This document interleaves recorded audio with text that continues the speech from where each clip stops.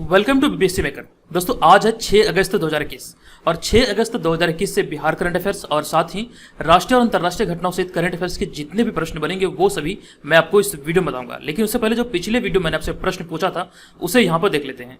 तो पिछले वीडियो का हमारा प्रश्न था कि पटना उच्च न्यायालय की आधिकारिक वेबसाइट को हैक कर पटना सिविल कोर्ट में नौकरी दिलाने के नाम पर लाखों रुपये ठगी करने के मामले में कितने लोगों को 4 साल की सजा हुई है। इस प्रश्न का हमारा राइट आंसर था ऑप्शन नंबर ए, यानी कि 2 लोगों को इसमें सजा हुई है। अब यहाँ पर इस प्रश्न के बारे में और भी कई सारे इन्फॉर्मेशन थे जो मैंने आपको बताया था, तो सभी लोगों ने इस प्रश्न का सही उत्तर किया और अधिकतर लोगों ने इस बारे में डिटेल में लिखा है। तो वीडियो में जो भी प्रश्न आपसे पूछा जाता है आप कमेंट बॉक्स में कमेंट करके जरूर लिखा कीजिए। चलिए अब यहाँ पर चलते हैं सीधे आगे और अगस्त माह से संबंधित जो प्रमुख दिवस व तिथियां हैं उन्हें देख लेते हैं। तो यहाँ पे हमारा पहला है 1 अगस्त को राष्ट्रीय पर्वतारोहण दिवस मनाया जाता है और इसके अतिरिक्त 1 अगस्त को इस वर्ष मैत्री दिवस अर्थात फ्रेंडशिप डे मनाया गया। अब यहाँ पर मैं आपको इस बारे में बता दूं कि प्रत्येक वर्ष अगस्त का जो प्रथम रविवार होता है ये मैत्री दिवस के तौर पर मनाया जाता है और इस वर्ष 2021 में जो प्रथम रविवार पड़ा है ये 1 अगस्त को पड़ा है, ये आपको ध्यान रखना है। दूसरा हमारा है दादरा एवं नगर हवेली मुक्ति दिवस। 3 अगस्त को है मैथिली शरण गुप्त जयंती जिसे कि मतलब कवि दिवस के भी रूप में हम लोग जानते हैं। और चौथा है अमेरिकी तटरक्षक दिवस और अगला हमारा है 6 अगस्त जो कि आज है 6 अगस्त और आज है हिरोशिमा दिवस। तो यहां से आपको ये सारे दिवस को याद रखना। ये सारे दिवस का कोई थीम निर्धारित नहीं है, इसीलिए यहां पर मैंने इसे खाली छोड़ दिया है। तो आज हमारा है 6 अगस्त और आज है हिरोशिमा दिवस। तो इसके बारे में कुछ इंपॉर्टेंट फैक्ट्स को मैंने यहाँ पर ऐड किया है, सारे को एक एक करके देखेंगे ये क्योंकि बहुत ही ज्यादा इंपॉर्टेंट है। यहाँ से आपके प्रश्न बने हैं, ठीक है। तो पहले पॉइंट से शुरू करते हैं। तो हमारा यहाँ पे पहला पॉइंट है कि हिरोशिमा दिवस 6 अगस्त को मनाया जाता है, यानी कि प्रत्येक वर्ष 6 अगस्त को हिरोशिमा दिवस के रूप में मनाया जाता है। अब यहाँ पे आगे लिखा गया अमेरिका ने 6 अगस्त 1945 को जापान के हिरोशिमा शहर पर लिटिल बॉय नामक यूरेनियम बम गिराया था जिसमें कि 13 वर्ग किलोमीटर में तबाही मच गई थी। इस तबाही में हिरोशिमा पर 3.5 लाख की आबादी में से 1,40,000 लोग एक ही झटके में मारे गए थे। यहाँ पर इस तबाही को आप इस इमेज में भी देख सकते हैं। यहाँ पे कहा जा रहा है कि हिरोशिमा पे जो 6 अगस्त 1945 को लिटिल बॉय नामक यूरेनियम बम जो गिराया गया था, तो हिरोशिमा की जो आबादी थी 1945 में उस वक्त 3.5 लाख थी। हिरोशिमा शहर की मैं बात कर रहा हूँ, पूरे जापान की बात नहीं कर रहा हूँ। तो हिरोशिमा शहर की आबादी 3.5 लाख थी जिसमें से कि 1,40,000 लोग एक झटके में ही मारे चले गए थे। अब यहाँ पे आगे लिखा गया इस लिटिल बॉय यूरेनियम बम का प्रभाव इतना भयानक था कि कई वर्षों तक अनगिनत लोग इसके विकिरण के प्रभाव से मरते रहे थे। ये सारी बातें आप लोग किताब में भी पढ़े होंगे। यहाँ पे आगे लिखा गया कि उसके बाद अमेरिका ने 9 अगस्त 1945 को फैटमैन नामक यूरेनियम बम नागासाकी पर गिराया था जिसमें लगभग 74,000 लोग मारे गए थे। तो ये सारी इन्फॉर्मेशन यहाँ से आप याद रखेंगे। यहाँ से जो महत्वपूर्ण जो एग्जाम में पूछे जाने लायक प्रश्न है वो आपसे ये पूछा जाएगा कि मतलब अमेरिका ने जापान पर पहली बार परमाणु बम का हमला कब किया था। तो 6 अगस्त 1945 को किया गया था और इसका जो नाम था ये था लिटिल बॉय। और दूसरा जो हमला किया था ये 9 अगस्त 1945 को किया था जिसका नाम था फैटमैन। तो दोनों यहाँ पर आपको याद रखना, ये यूरेनियम बम था जबकि दूसरा जो था ये था प्लूटोनियम बम। तो ये सारी जानकारी यहाँ से आप याद रखेंगे। ये सारी इंपॉर्टेंट तथ्य है जो कि आपसे एग्जाम में पूछे जाएंगे। चलिए अब यहाँ पर हम चलते हैं सीधे पहले प्रश्न पे। एक एक करके मैं आपको सारे प्रश्न बताऊंगा और इनसे संबंधित जो भी एक्स्ट्रा फैक्ट्स होंगे वो भी आपके साथ डिस्कस करूंगा। तो आपको इस पूरे वीडियो को ध्यानपूर्वक देखना है और जो वीडियो के अंत में आपसे प्रश्न पूछा जाएगा उसका आंसर आपको कमेंट बॉक्स में कमेंट करके देना है। चलिए आज का हमारा पहला प्रश्न है कि बिहार कृषि विश्वविद्यालय सबौर भागलपुर का 5 अगस्त 2021 को कौन सा स्थापना दिवस मनाया गया है। यानी कि कल 5 अगस्त 2021 को बिहार कृषि विश्वविद्यालय सबौर भागलपुर का कौन सा स्थापना दिवस मनाया गया है। तो देखिए यहाँ पर इस प्रश्न का हमारा राइट आंसर होगा ये 12वां स्थापना दिवस इसका मनाया गया। ऑप्शन नंबर डी यहाँ पर इस प्रश्न का सही उत्तर होगा। अब यहाँ पर मैं आपको बता दूं कि बिहार कृषि विश्वविद्यालय बिहार के भागलपुर जिले के सबौर में स्थित भारतीय कृषि अनुसंधान परिषद के तहत 5 अगस्त 2010 को स्थापित किया गया था और हाल ही में 5 अगस्त 2021 को इसका 12वां स्थापना दिवस मनाया गया है। अब जो आप यहाँ पे इस इमेज में देख रहे हैं यही है बिहार कृषि विश्वविद्यालय सबौर भागलपुर। अब यहाँ पे अगला पॉइंट में लिखा गया कि भारत के पहले इंपीरियल कृषि अनुसंधान संस्थान के बिहार के समस्तीपुर जिले के पूसा में 1 अप्रैल 1905 को लॉर्ड कर्जन द्वारा आधारशिला रखी गई थी जिसे कि 1970 में राजेंद्र कृषि विश्वविद्यालय नाम दिया गया। ये आपको ध्यान रखना, ये भारत का पहला इंपीरियल कृषि अनुसंधान संस्थान है जो कि बिहार के समस्तीपुर जिले के पूसा में स्थित था और इसका जो आधारशिला रखा गया था ये लॉर्ड कर्जन के द्वारा रखा गया था 1905 में, जिसे कि 1970 में इसका नामकरण करते हुए राजेंद्र कृषि विश्वविद्यालय नाम दे दिया गया। और जो यहाँ पे अगला पॉइंट मैं आपको बताने वाला ये बहुत ही ज्यादा इंपॉर्टेंट पॉइंट है और ये एग्जाम में पूछा गया यहाँ से प्रश्न। तो यहाँ है कि गोविंद बल्लभ पंत यानी कि पंतनगर कृषि एवं प्रौद्योगिकी विश्वविद्यालय भारत का पहला कृषि विश्वविद्यालय है और इसका उद्घाटन जवाहरलाल नेहरू द्वारा 1960 में किया गया था। ये प्रश्न बीपीएससी एग्जाम में पूछा हुआ प्रश्न, ये आपको याद रखना है कि पंतनगर कृषि एवं प्रौद्योगिकी विश्वविद्यालय भारत का पहला कृषि विश्वविद्यालय है। ठीक है, ये आप यहाँ से याद रखेंगे। चलिए अब यहाँ पे हम चलते हैं आगे, मैप पर देख लेते हैं। यहाँ जो भागलपुर की चर्चा हुई है, ये भागलपुर किस प्रमंडल के अंतर्गत आता है। जैसा कि मैंने आपको बताया कि बिहार में 9 प्रमंडल है और 9 प्रमंडल में से भागलपुर जिला जो है किस प्रमंडल के अंतर्गत आता है। तो यहाँ पर आप देख सकते हैं भागलपुर जो जिला ये भागलपुर प्रमंडल के ही अंतर्गत आता है। भागलपुर प्रमंडल का जो मुख्यालय ये भागलपुर है और इसके तहत 2 जिले आते हैं जो कि भागलपुर और बांका है। मैं आपको बता चुका हूँ भागलपुर प्रमंडल के तहत 2 जिले आते हैं जो कि भागलपुर और बांका है। जब आप यहाँ पे मैप पर नजर डालेंगे, यहाँ पर आप देख सकते हैं भागलपुर की ये स्थिति है। भागलपुर चूंकि एक प्रमंडल भी है और ये एक्चुअली में एक जिला भी है, और दूसरा जिला जो है कि बांका है, आप यहाँ पे देख सकते हैं।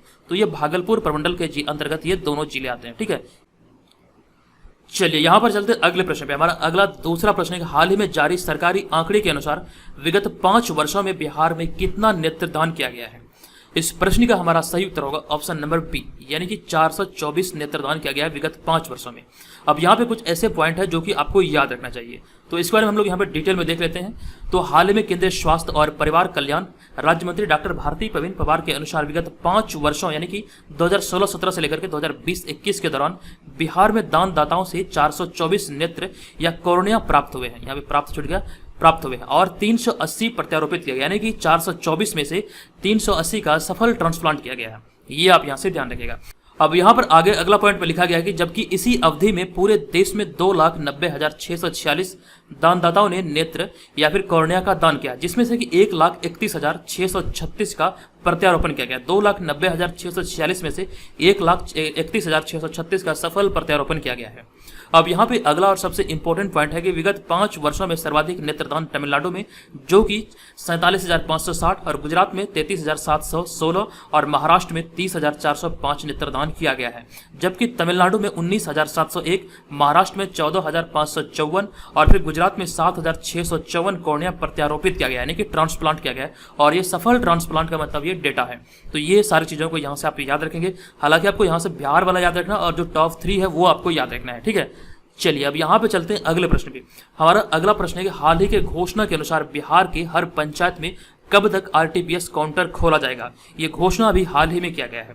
इस प्रश्न का हमारा राइट आंसर होगा ऑप्शन नंबर ए, यानी कि 15 अगस्त से पहले बिहार के हर पंचायत में आरटीपीएस काउंटर खोलने की घोषणा किया गया है। ऑप्शन नंबर ए यहाँ पर इस प्रश्न का राइट आंसर होगा। अब यहाँ मैं आपको बता दूं कि बिहार के ग्रामीण इलाकों में रहने वाले लोगों के लिए बिहार सरकार हर पंचायत में 15 अगस्त तक आरटीपीएस काउंटर खोलने का निर्णय लिया है। ये आपको ध्यान रखना है। आगे लिखा गया सभी पंचायतों में आरटीपीएस काउंटर के खुल जाने से ग्रामीण इलाकों के लोगों को जाति, आय, निवास प्रमाण पत्र, राशन कार्ड, आधार कार्ड संबंधित कई तरह के प्रमाण पत्र बनवाने के लिए शहर या फिर अनुमंडल जाने की जरूरत नहीं होगी। और आरटीपीएस काउंटर का जो खोलने का जो समय होगा ये 10 बजे से लेकर के 12:30 बजे तक और फिर अपराह्न काल में 2 बजे से लेकर के 5 बजे तक निर्धारित किया गया। तो ये सारी चीज़ों को आपको यहाँ से याद रखना है। जैसे कि जो भी प्रमाण पत्र जारी किए जाते थे पहले मतलब प्रखंड स्तर या फिर अनुमंडल में होते थे, लेकिन यहाँ पर अगर ये पहल को सफलतापूर्वक लॉन्च किया जाता है, सफलतापूर्वक ये लागू हो जाता है, तो मतलब ग्रामीण लोगों को मतलब कह सकते हैं एक प्रकार की बहुत मतलब की सुविधा होगी। तो यहाँ पर आप देख सकते हैं जाति, आय, निवासी प्रमाण पत्र जो भी मतलब प्रमाण पत्र वगैरह होते हैं जो कि इंपॉर्टेंट होते हैं, तो वो सारे अब जो है कि आरटीपीएस काउंटर में ही मतलब बनेंगे। चलिए अब यहाँ पर चलते अगले प्रश्न पे। हमारा चौथा प्रश्न है, हाल ही में ग्रीष्मकालीन टोक्यो ओलंपिक 2020 में भारतीय बॉक्सर लवलीना बोर्गोहेन ने कौन सा पदक जीता है। तो इस प्रश्न का राइट आंसर होगा हमारा ऑप्शन नंबर बी, यानी कि कांस्य पदक अपने नाम किया लवलीना बोर्गोहेन ने। ऑप्शन नंबर बी यहाँ पर इस प्रश्न का सही उत्तर होगा। अब यहाँ पर मैं आपको इस बारे में बता दूं कि भारतीय बॉक्सर लवलीना बोर्गोहेन ने जो कि असम के रहने वाले हैं, इन्होंने ग्रीष्मकालीन टोक्यो ओलंपिक 2020 में कांस्य पदक जीता है। और फिर यहाँ पे इसमें आगे लिखा गया 69 किलोग्राम कैटेगरी के सेमीफाइनल में लवलीना ने तुर्की के वर्ल्ड नंबर 1 मुक्केबाज बुसेनाज सुरमेनली को 5-0 से हराया। ये आपको ध्यान रखना, ये बहुत बड़ा रिकॉर्ड होता है 5-0 से हराना। तो अभी हाल ही में इन्होंने कांस्य पदक अपने नाम किया है। अब यहाँ पे आगे लिखा गया इसके साथ ही वो ओलंपिक मुक्केबाजी इवेंट में पदक जीतने वाले तीसरी भारतीय बॉक्सर बन गई है। इससे पहले विजेंदर सिंह ने बीजिंग ओलंपिक 2008 में कांस्य और मैरीकॉम ने लंदन ओलंपिक 2012 में ब्रॉन्ज मेडल हासिल किया था। तो इस प्रकार ये भी आपको यहाँ से ध्यान रखना है कि मतलब कि मुक्केबाजी में इन्होंने मतलब ओलंपिक में तीसरा पदक हासिल करने वाली एक खिलाड़ी बनी है लवलीना बोर्गोहेन। तो ये यहाँ से आपको याद रखना, ये भी याद रखना कि पहला कौन है, दूसरा कौन है। चलिए अब यहाँ पे चलते हैं अगले प्रश्न पे। हमारा 5वां प्रश्न है और बहुत ही ज्यादा इंपॉर्टेंट प्रश्न है ये। ओलंपिक के इतिहास में पहली बार सेमीफाइनल में पहुंचे भारतीय महिला हॉकी टीम को किस देश से हार का सामना करना पड़ा है। सबसे पहले प्रश्न में ही आपका एक प्रश्न छुपा हुआ है जो कि आपको यहाँ से याद रखना है कि ओलंपिक के इतिहास में भारतीय महिला हॉकी टीम पहली बार सेमीफाइनल में पहुंची थी और इस सेमीफाइनल मुकाबले में किस देश से हार का सामना करना पड़ा है। तो इस प्रश्न का सही उत्तर होगा अर्जेंटीना, यानी कि ऑप्शन नंबर बी इस प्रश्न का राइट आंसर होगा। अब यहाँ पर मैं आपको इस प्रश्न के बारे में बता दूं कि ओलंपिक के इतिहास में पहली बार भारतीय महिला हॉकी टीम 3 बार की चैंपियन ऑस्ट्रेलिया को हराकर सेमीफाइनल में पहुंची थी। यहां से आपको याद रखना है कि 3 बार के चैंपियन रह चुके ऑस्ट्रेलिया को हराकर भारतीय महिला हॉकी टीम ने ये मतलब ओलंपिक के इतिहास में पहली बार सेमीफाइनल में पहुंची थी। ये आपको यहां से याद रखना है। हालांकि अर्जेंटीना ने सेमीफाइनल मैच में 2-1 से भारतीय महिला हॉकी टीम को शिकस्त दे दिया, यानी कि हरा दिया है, यानी कि अर्जेंटीना मतलब ये मुकाबले को जीत चुका है। अब यहाँ पे अगला इंपॉर्टेंट पॉइंट लिखा गया कि भारतीय महिला हॉकी टीम के पास अब भी कांस्य पदक जीतने का मौका है और इसके लिए ग्रेट ब्रिटेन से इसका मुकाबला होगा, यानी कि ग्रेट ब्रिटेन से इनका मुकाबला होगा भारतीय महिला हॉकी टीम का और उस मैच में जो विजेता होंगे वो कांस्य पदक के दावेदार होंगे। अब यहाँ पे आगे लिखा गया जबकि फाइनल मैच अर्जेंटीना और नीदरलैंड के बीच होगा, यानी कि महिला हॉकी टीम का जो ओलंपिक का जो मैच होगा ये अर्जेंटीना और नीदरलैंड के बीच होगा टोक्यो ओलंपिक 2020 में। अब यहाँ पे अगला और सबसे इंपॉर्टेंट पॉइंट लिखा गया जो कि आपको याद रखना है और इसके अतिरिक्त पुरुष हॉकी टीम ने 41 साल बाद 5-4 से जर्मनी को हराकर कांस्य पदक जीता है। ये बात आप यहां से याद रखेंगे। अब यहां पे अगला पॉइंट लिखा गया कि पुरुष हॉकी टीम ने आखिरी बार मॉस्को ओलंपिक 1980 में स्वर्ण पदक जीता था। अब यहां पे एक चीज याद ये रखिएगा कि 41 साल बाद जो मतलब कि भारतीय पुरुष हॉकी टीम ने ये मतलब कि पदक जीता, ये कौन सा पदक जीता है, तो ये कांस्य पदक अपने नाम किया है जो कि जर्मनी को हराकर किया है। कल ही ये मैच हुआ था, ठीक है। तो ये सारी इन्फॉर्मेशन जो कि है आपके आगामी सभी प्रतियोगी परीक्षाओं के दृष्टिकोण से महत्वपूर्ण है। ये सारे पॉइंट को आप यहाँ से याद रखिए। दोस्तों इस तरह के वीडियो बनाने में बहुत ही ज्यादा मेहनत लगती है, तो प्लीज आप लोग वीडियो को लाइक जरूर कीजिए। सारे डाटा को एकत्र करना बहुत मुश्किल काम होता है, तो कितनी मैं मेहनत करता हूँ आप लोगों के लिए, तो प्लीज आप लोगों का ये दायित्व बनता है कि आप लोग वीडियो को लाइक करें, चैनल को जरूर सब्सक्राइब करें। आज के इस वीडियो का मैं आपको टारगेट दे रहा हूँ 900 लाइक का। अगर आपको लगे कि वीडियो सचमुच आपके लिए हेल्पफुल रहा तो प्लीज वीडियो को लाइक कीजिए, लाइक करके हमको सपोर्ट कीजिए, हमारे मोटिवेशन को जरूर बढ़ाइए। और यहाँ पे हमारा अगला प्रश्न है, छठा प्रश्न कि हाल में प्रधानमंत्री नरेंद्र मोदी 9 अगस्त 2021 को संयुक्त राष्ट्र सुरक्षा परिषद यानी कि यूएनएससी की चर्चा में अध्यक्षता करने वाले कौन से प्रधानमंत्री बनेंगे। तो इस प्रश्न का हमारा राइट आंसर होगा ऑप्शन नंबर ए, यानी कि पहले प्रधानमंत्री बनेंगे।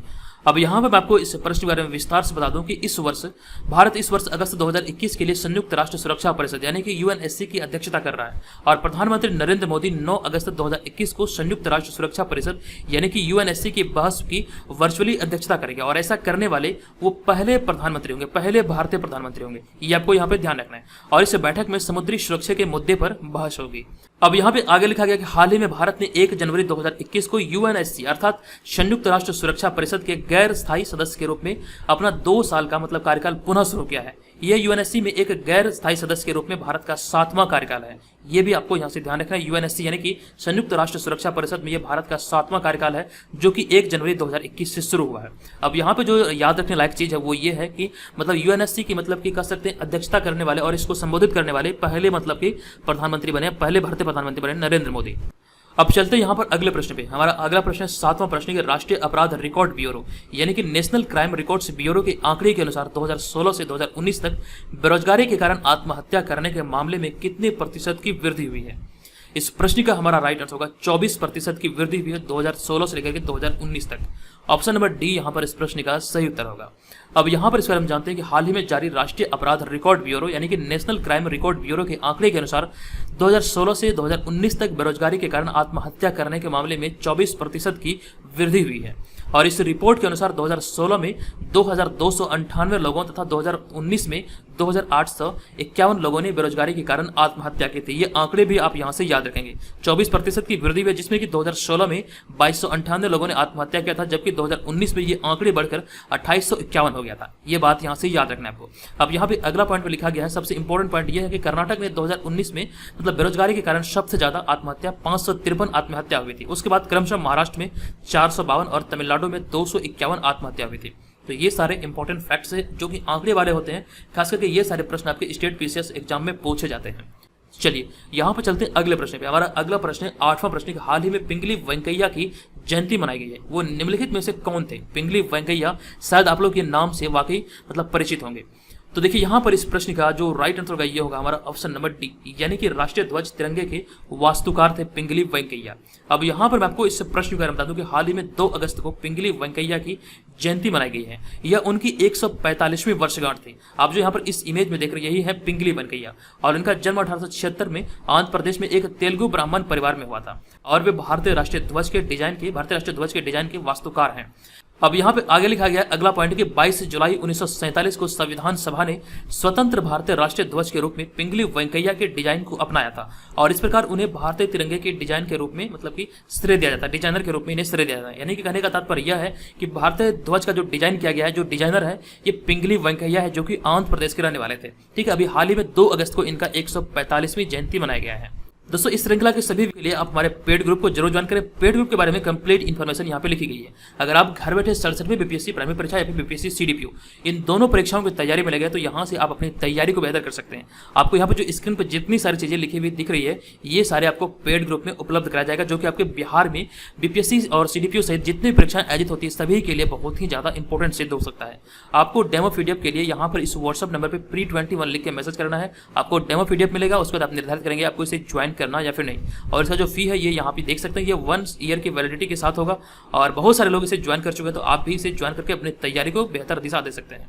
चलिए इस बात का ध्यान रखिएगा, जो लोग इसे ज्वाइन करना चाहते हैं ज्वाइन कर सकते हैं। चलिए यहाँ पे चलते हैं अगले प्रश्न पे। हमारा अगला प्रश्न है 9वां प्रश्न कि किस बैंक ने हाल ही में सिम बाइंडिंग फीचर लॉन्च किया है। किस बैंक ने अभी हाल ही में सिम बाइंडिंग फीचर लॉन्च किया है। इस प्रश्न का हमारा राइट आंसर होगा भारतीय स्टेट बैंक, यानी कि ऑप्शन नंबर ए इस प्रश्न का सही उत्तर होगा। अब यहाँ पे मैं आपको बता दूं कि हाल ही में अपने ग्राहकों की सुरक्षा को देखते हुए भारतीय स्टेट बैंक यानी कि एसबीआई ने योनो और योनो लाइट के लिए एक नई सुरक्षा सिम बाइंडिंग लॉन्च की है। योनो और योनो लाइट एक मतलब मोबाइल ऐप है जिसके माध्यम से मतलब कह सकते हैं एसबीआई बैंक यानी भारतीय स्टेट बैंक का संचालन होता है, यानी कि निकासी का कार्य होता है। आप वहां से मतलब रुपये को ट्रांसफर कर सकते हैं, फंड ट्रांसफर कर सकते हैं, मतलब बहुत सारे वहाँ पे फीचर है जिससे आप शॉपिंग भी कर सकते हैं। ये एक मोबाइल ऐप है मतलब जिसमें कि सिम बाइंडिंग फीचर अभी लॉन्च किया गया है भारतीय स्टेट बैंक के द्वारा। अब यहाँ पे आगे लिखा गया है कि यह ग्राहकों को विभिन्न डिजिटल धोखाधड़ी से बचाएगा। अब यहाँ पे अगला पॉइंट में लिखा गया सिम बाइंडिंग फीचर के साथ योनो और योनो लाइट केवल उन्हीं डिवाइस पर काम करेंगे जिसमें कि जिनके मोबाइल के सिम कार्ड बैंक में रजिस्टर्ड होंगे, यानी कि जो सिम कार्ड बैंक में रजिस्टर होंगे अब ये मतलब सुविधा समाप्त हो जाएगी। जो सिम कार्ड बैंक में रजिस्टर होंगे वही सिम कार्ड से इसका इस्तेमाल किया जा सकता है एक मोबाइल फोन में। ठीक है, तो इसका आपको ये फीचर का नाम याद रखना है, सिम बाइंडिंग फीचर, जो कि भारतीय स्टेट बैंक के द्वारा भी लॉन्च किया गया हाल ही में। चलिए अब यहाँ पे चलते हैं अगले प्रश्न पे। हमारा अगला प्रश्न है 10वां प्रश्न, अपराध और आपराधिक ट्रैकिंग नेटवर्क सिस्टम रैंकिंग में कौन सा राज्य शीर्ष पर है। तो इस प्रश्न का जो राइट आंसर होगा ये होगा हमारा ऑप्शन नंबर बी, यानी कि हरियाणा राज्य, हरियाणा की पुलिस इसमें शीर्ष पर है। ऑप्शन नंबर बी यहाँ पर इस प्रश्न का सही उत्तर होगा। अब यहाँ पर मैं आपको बता दूं कि हाल ही में आई एक रिपोर्ट के अनुसार अपराध और आपराधिक ट्रैकिंग नेटवर्क सिस्टम रैंकिंग में हरियाणा ने देश में 100% अंकों के साथ पहला स्थान हासिल किया है। ये आप यहाँ से याद रखेंगे, जबकि गुजरात ने 99.9% अंकों के साथ दूसरा और हिमाचल प्रदेश ने 99.6% अंकों के साथ तीसरा स्थान हासिल किया गया है। ठीक है, तो ये टॉप 3 को आपको याद रखना है, जिसमें कि पहला हरियाणा है, दूसरा गुजरात है और तीसरा हिमाचल प्रदेश है। यहाँ पे मैंने बहुत प्रयास किया बिहार के बारे में कि बिहार का क्या स्थान है, मुझे ये डेटा नहीं मिला। जब ये मिलेगा मैं आपको जरूर बताऊंगा। ठीक है, ये चीज का ध्यान रखिएगा। अभी टॉप 3 आप याद रखिए। चलिए अब यहाँ पे चलते हैं अगले प्रश्न पे। हमारा अगला प्रश्न 11वां प्रश्न कि निम्नलिखित में से कौन सा शहर 100% टीकाकरण का लक्ष्य हासिल करने वाला भारत का पहला शहर बना है। इस प्रश्न का हमारा राइट आंसर होगा भुवनेश्वर, जो कि उड़ीसा की राजधानी भुवनेश्वर है, जो कि मतलब शहर के सभी लोगों का 100% टीकाकरण का लक्ष्य हासिल करने वाला भारत का पहला शहर बना है। अब यहाँ पर मैं आपको बता दूं कि हाल ही में उड़ीसा की राजधानी भुवनेश्वर शहर में 100% टीकाकरण का लक्ष्य हासिल करने वाला भारत का पहला शहर बना है। ये आप यहाँ से ध्यान रखेंगे। सरकारी रिपोर्ट के अनुसार ओडिशा में टीका लगाने वालों में 18 वर्ष और उससे अधिक आयु के लगभग 9 लाख शामिल है, यानी कि टीका कर्मियों की अगर बात करें तो इस क्षेत्र में कोरोना वैक्सीनेशन को लेकर के उड़ीसा में 9 लाख लोग इसमें कार्यरत हैं। ये आपको यहाँ से याद रखना है। अब यहाँ पे आगे लिखा गया और ओडिशा सरकार ने प्रत्येक जिलों को प्रतिदिन लगभग 3.5 लाख लोगों का टीकाकरण करने का लक्ष्य निर्धारित किया गया था, और यहाँ पर इसको पूरा किया गया उड़ीसा की राजधानी भुवनेश्वर में, जो कि 100% टीकाकरण का लक्ष्य हासिल किया है। अब यहाँ पे बढ़ते हैं अगले प्रश्न पे। हमारा अगला प्रश्न है हाल ही में किसने टोक्यो पैरालंपिक के लिए थीम सॉन्ग कर दे कमाल तू लॉन्च किया है। इस थीम सॉन्ग को आप याद रखेंगे, कर दे कमाल तू मतलब ये थीम सॉन्ग है जो कि टोक्यो पैरालंपिक के लिए लॉन्च किया गया है। अब यहाँ पर मैं आपको बता दूं इसका जो राइट आंसर होगा ये होगा अनुराग ठाकुर, यानी कि ऑप्शन नंबर सी यहाँ पर इस प्रश्न का सही उत्तर होगा।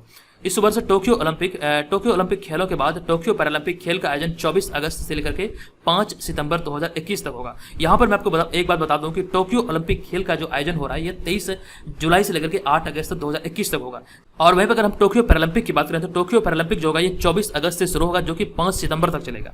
ये आपको यहाँ पर याद रखना है। तो इसमें हाल ही में खेल मंत्री अनुराग ठाकुर ने टोक्यो पैरालंपिक के लिए थीम सॉन्ग कर दे कमाल तू लॉन्च किया है, और इस गीत को लखनऊ के दिव्यांग क्रिकेट खिलाड़ी संजीव सिंह ने लिखा और गाया है। तो ये सारे पॉइंट आप यहाँ से याद रखेंगे। ये सारे फैक्ट्स जो है ये बहुत ही ज़्यादा इंपॉर्टेंट है, किसी भी प्रश्न को आप इग्नोर नहीं कर सकते हैं। अगर आप हमारे वीडियो को रेगुलर फॉलो करते हैं तो आपको दोबारा कहीं से भी करंट अफेयर्स पढ़ने की आवश्यकता नहीं, ये मेरा आपसे वादा है। आपके सारे के सारे प्रश्न आपके एग्जाम में बनेंगे, ठीक है। ये चीज़ का ध्यान रखिएगा, आप मुझ पर विश्वास कीजिए, निरंतर हमारे साथ बने रहिए। जिस प्रकार से मैं जनवरी से लेकर अब तक आपके साथ बना हूँ, आप हमारे साथ बने रहिए। यहाँ पर आपके मतलब कह सकते हैं सारे के सारे करंट अफेयर्स मैं आपको कवर करवाऊंगा और आप एग्जाम में बेहतर करेंगे। चलिए अब यहाँ पे चलते हैं आज के इस वीडियो के प्रश्न की ओर। आज के इस वीडियो का प्रश्न है कि हाल ही में टोक्यो ओलंपिक 2020 में भारतीय पुरुष हॉकी टीम में बिहार के विवेक सागर भी शामिल हैं। वे किस राज्य की ओर से खेलते हैं? हालांकि ये बिहार के हैं, मूल रूप से इनका जन्म जो हुआ ये बिहार में हुआ और ये एक्चुअली में बिहारी हैं, लेकिन ये बचपन से ही खेल रहे हैं किस राज्य की ओर से, और उन्हीं राज्य का ये प्रतिनिधित्व करता है। इसका आंसर क्या होगा इस बारे में कंप्लीट इन्फॉर्मेशन मैंने आपको दिया है। आप यहाँ पर इसका आंसर लिखिए, आप चाहें तो इसके बारे में डिटेल में भी लिख सकते हैं। और जो लोग हमारे इस पेड ग्रुप को ज्वाइन करने के इच्छुक हैं इस व्हाट्सअप नंबर पर हमें मैसेज कीजिए pre21 लिख के। ध्यान रहे आपको मैसेज करना है, कॉल नहीं करना है। तो दोस्तों आज के इस वीडियो में इतना ही, मिलेंगे नेक्स्ट वीडियो में, तब तक के लिए धन्यवाद, जय हिंद।